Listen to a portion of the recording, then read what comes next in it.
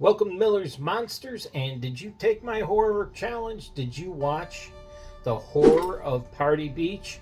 Well, I did, and we'll get into that in a little bit, but first, I mentioned it was on Tubi. It's also on Pluto, and if you haven't seen it and you have any inclination to do so, and I don't see why you would after what I'm about to tell you, I would go watch it on Pluto.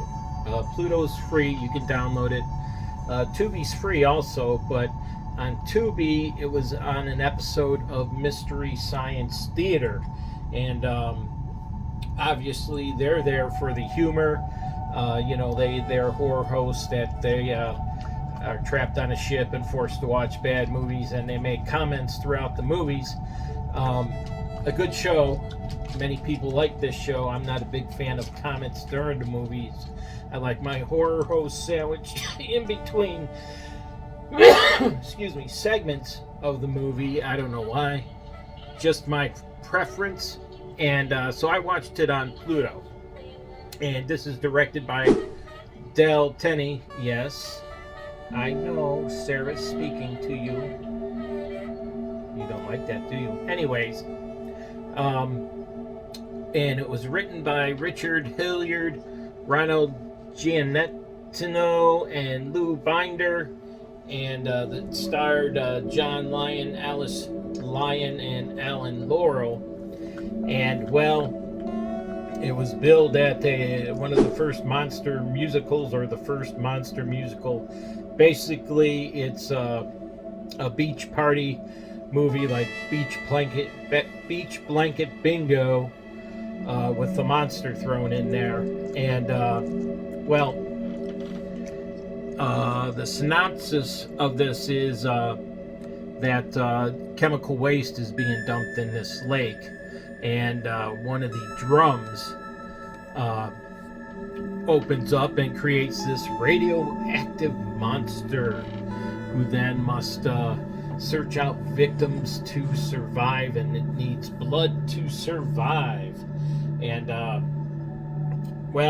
the monster itself, as I said before, looked like a diseased chicken with a mouthful of hot dogs. And a picture of it just came up on screen, and it sure does look that way throughout the film. And there was another blob-like creature.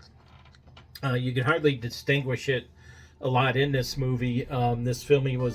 This movie was filmed in black and white instead of color, probably for the best, because it gave more credence to the monsters. I think if it was filmed in color, they really would have looked hokey. But being filmed in black and white, the costumes didn't appear as bad. I mean, they're basically rubber suit costumes made up. But so the monster effects for the day was not that bad. And the gore in this film comes in the form of chocolate syrup being poured down people and on people and all that.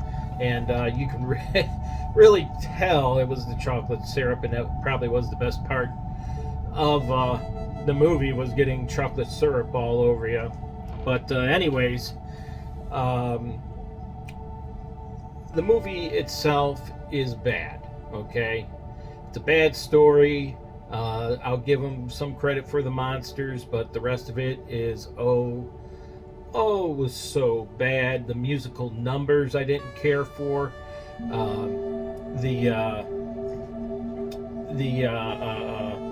score when the monster was being created was just simply annoying. Came really close to turning it off during that. It's just like somebody pounding on instruments, much like how I would play the piano. And the dialogue is horrible. It tries to be funny. It fails at every attempt. The funniest line on there was a girl walks by one of the guys on the beach. They're doing all these dancing numbers on the beach, and the guys are in their shorts and the girls in their bikinis. And the girl walks by and says, "Do you like bathing beauties?" And the guy says, "I don't know. I never bathed one." Oh, God, it was bad. Then Oh, this is even better. There's a fight scene between the bikers and the beach people. And two guys get into this ruckus fight, and they fight. And of course, at the end, like, you know, all these fights they get up and shake each other's hands. Now, I don't propose, am a fan of fighting, but if you're going to fight someone, you don't get up and shake his hand after he's probably kicked your butt. So that was hokey. And then the bikers were gone for the rest of the film there.